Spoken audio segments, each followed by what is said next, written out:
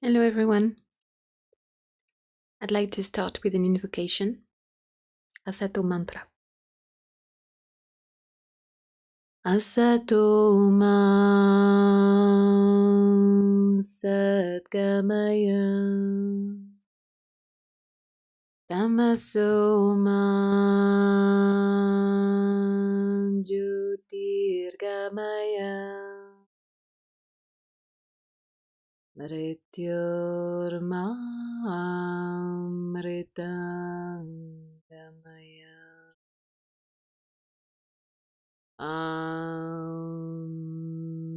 Shanti, Shanti, Shanti.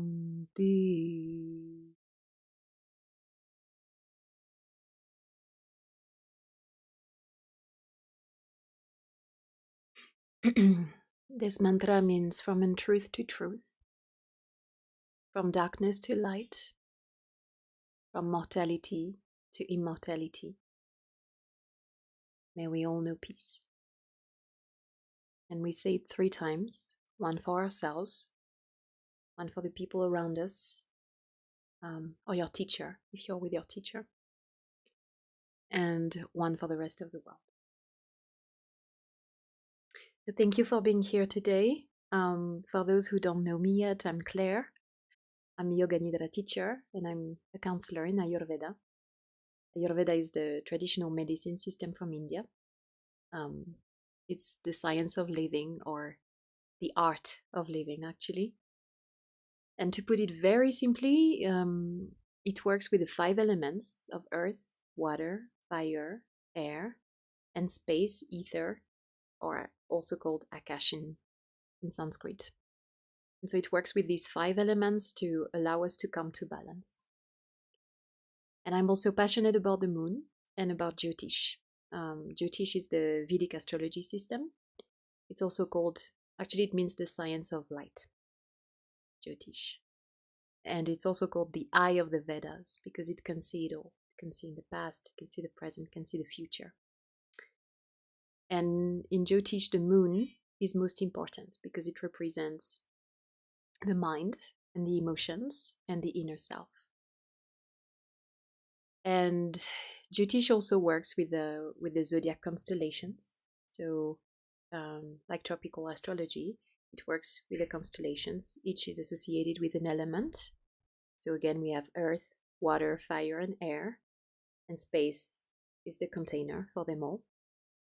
But there is another difference. There are many differences between tropical astrology and Vedic astrology, but in addition to being focused to the moon, with the moon in Vedic astrology compared to tropical astrology, looking at the sun mostly, this is one main difference. And there is another big difference. There are many, but I'm just going to touch on that here. The Vedic astrology also looks at nakshatras. And nakshatras, they are 27 stars or sections of the sky, also called lunar mansions or lunar constellations. And it's subdivisions of the sky that the moon visits during its orbit around the Earth. So there are 27, as I said. The moon spends approximately 24 hours in each during a lunar cycle. And then she comes back and starts again. And each of these nakshatra has a very unique energy and a very different influence on us on the physical and emotional level. And this is one of the things that makes it very special. And we actually all have a birth star too. That was the moon in the sky when we were born. This will be our birth star, our nakshatra. And so, actually, if you're interested in finding out about your nakshatra, you can, send a comment or chat me directly, and we can go through that together. I'm actually working at putting together a free offering about discovering the nakshatras. So yeah, and we're here today because I like to play with the elements and Jyotish, put all of that together into a Yoga Nidra practice. I blend it all. and that allow us to bring balance and harmony into our life. So for anyone who has not yet practiced Yoga Nidra before, I'm going to describe it briefly as well. So Yoga Nidra means yogic sleep, and it's a conscious relaxation technique where basically the body rests as if it was asleep, but the mind will remain awake. And all you have to do is to lie down and close your eyes and let yourself be guided. So yeah, it's basically effortless, but yet it's incredibly powerful because it will allow you to heal and to discover yourself in a very deep way. So yeah, it's not just about relaxation, although it's great for relaxation. It really allows you to go into very relaxed states, and it's very good. A lot of people use Yoga Nidra for sleep, to resolve sleep issues, and it works great for that. But it's not only about that. It actually reminds us about the profound inner power that we have, our ability that we have to experience bliss, and that we are responsible for that, for our own bliss. And Yoga Nidra is really about realizing our full potential. And it offers us the possibility to explore that potential by reprogramming ourselves. And the way we can reprogram ourselves during Yoga Nidra is using a sankalpa. And so sankalpa, in Sanskrit, it means vow aligned to our highest truth. And basically, using this, you're going to be guided through the practice, so you don't need to know about any of that. But to give you some context, the sankalpa allows us to plant a seed of a dream deep into the subconscious mind. And you can start reflecting on something that you would like to cultivate in your life. It's good to work with the same for an extended period of time. So each time you're going to practice Yoga Nidra, that you use the same sankalpa. But it's something really connected to your heart, something very deep and dear to your heart that you would like to manifest in your life. And it could be, I am blissful every day. Something that you feel that is in the present tense, as if it had manifested already. Not, I want to feel blissful, or or something like a process, like I'm healing. No, I am healed. It is the result already, as if it was already present in your life. This is the way you're going to formulate that. And it's not related to the ego, right? So it's something that will make you a better person so that the world can better itself around you. All right. So I will go through the structure of this circle a little bit. So I'm going to talk about the theme of this new moon. And then we're going to do a little pranayam with a mudra. Pranayam is breathing exercise, basically. Not exactly that, but basically. And mudra is a hand gesture. So we're going to position our hands in a specific way to work with the energy. And that will allow us to prepare for the practice. And then we're going to go into the Yoga Nidra. And then we're going to close, and we're going to have an opportunity to share whatever came up for us during the practice. So is there any question before we get started?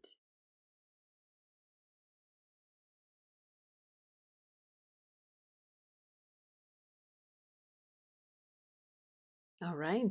Looks like there's no question right now. So the new moon is in Ardra this cycle. So let me talk about the new moon a little bit first. At the time of the new moon, or should I say no moon, the sun is in the sky and the moon is with the sun at the exact same spot. And so we cannot see her. We cannot see the moon because she appears completely dark at night. Obviously we don't see her. She's with the sun below the earth. And she appears completely transparent because the sun is so bright. She's just in the shadow. We cannot see her. It's so bright we cannot see her. And so depending on the level of light that the moon is sharing, is reflecting, that actually, she has more or less energy. So if she's empty, like she doesn't have any light that she can reflect because she's, burnt out by the sun, she doesn't have a lot of energy. And we are very connected with the moon. So if the moon has low energy, we feel lower energy as well. So at the time of the new moon, it's a great time to rest and to meditate, to stay home, to take care of ourselves, and take it easy. And the new moon, the place in the sky where the moon is at the time of the new moon, it sets the energy for the entire moon cycle. And so it was actually yesterday, very early, for the Americas in the morning. And as the moon starts to brighten the next day, the energy starts to increase. So then we're going to see a crescent moon in the sky soon. And as that starts to grow, the energy available to us starts to grow as well. And this is an ideal time to set intentions. So this is why I'm offering a Yoga Nidra practice a couple of days typically after the new moon, because a cycle has just started and it's right about time to set intentions, which is great, for the Sankalpa that I described before to grow, to really plant the seed for that Sankalpa. It's kind of a double energy of planting the seed and allowing it to grow. And so this new moon is in the Nakshatra of Ardra. Ardra is located in Gemini in Vedic Astrology. And Gemini is associated with the air element. And the way that Jyotish represents Gemini is the thunder, basically the wind in the atmosphere. And Gemini is also associated with Mercury, the planet Mercury. And that will bring curiosity and adaptability and, an interest in intellectual exploration. It encourages us to connect with each other and to look for knowledge and understanding. And so this is about Gemini, but the Nakshatra of Ardra in particular, it's actually called the Star of Sorrow. And the symbol for it is a teardrop. So as you can imagine, it's a little sad, but it actually brings us a lot of transformation. It's an opportunity to transform and to get clarity and to renew our emotions. So the energy of Ardra actually empowers us to make meaningful progress. But it's not easy progress. It has to go through perseverance and effort. And it allows us to move through sorrow and emotional turbulence. And that allows us to cleanse and release what no longer serves, so we can evolve to find clarity and inner peace amidst change. So again, it's not the most fun nakshatra. It can be a little bit painful sometimes, but it's gonna help us to grow and to transform into something else. So it brings its good benefits as well, even if it can be a little bit tough. All right. So what I would like to share for the pranayam for today, to prepare ourselves for the practice, is Nadi Shuddhi. So we're going to do 12 rounds of Nadi Shuddhi. I will invite you to sit down, ideally in a cross-legged posture. If for some reason you cannot be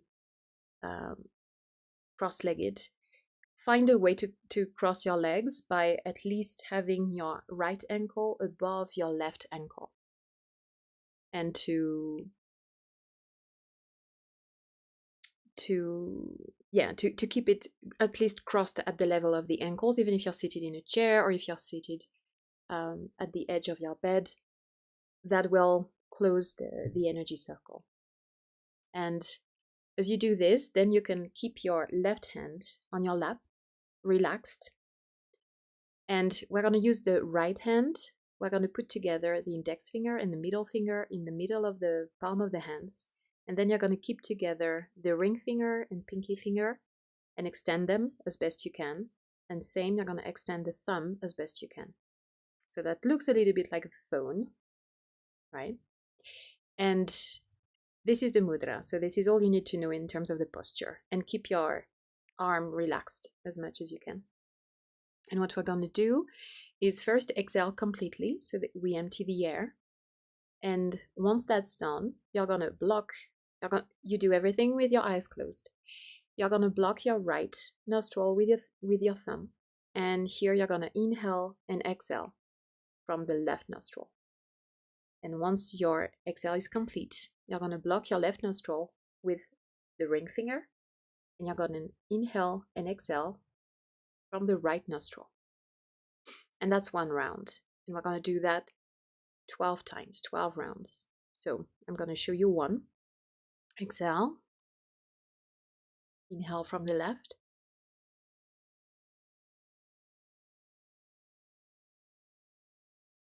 Exhale from the left.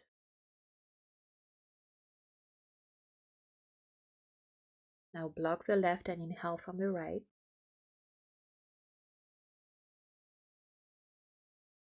Exhale from the right. That's one cycle. And then you start again. You block and you do inhale, exhale, you block, inhale, exhale. And you do that 12 times. And at the end, once you're complete, you're just going to do one more on the left side. So you block your right nostril, inhale, exhale from the left side, and you always exhale from the left. And this is how you finish. And once you're finished, you can release the mudra and put your hands together on your lap and stay with your eyes closed for a little while to observe your breath. If you can, have your exhale slightly longer than your inhale, that would be great. That will really allow you to relax fully and your nervous system to really, to really ease out. But if it's too complicated for you, just focus on having a deep, relaxed breath. Is there any question before we get started?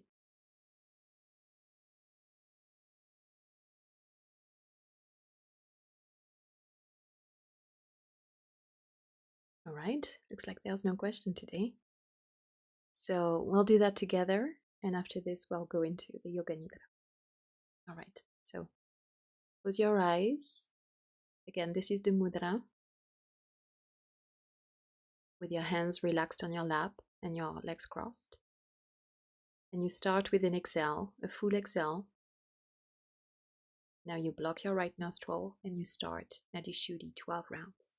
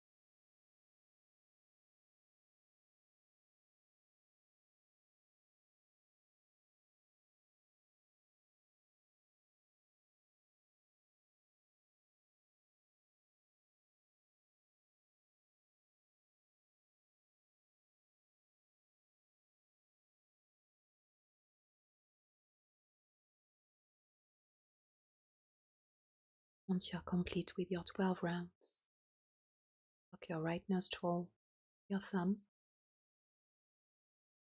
and have a last inhale and exhale from the left nostril.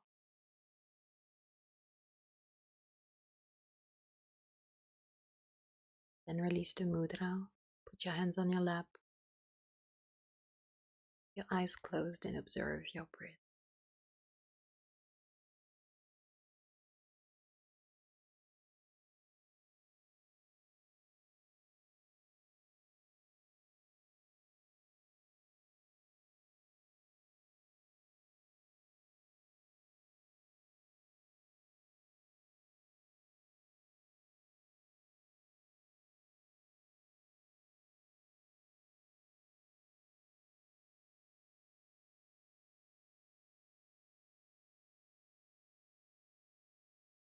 And when you're ready, proceed to lie down on your yoga mat or your bed. Make sure to get a blanket, keep yourself warm. We're going to start with Yoga Nidra.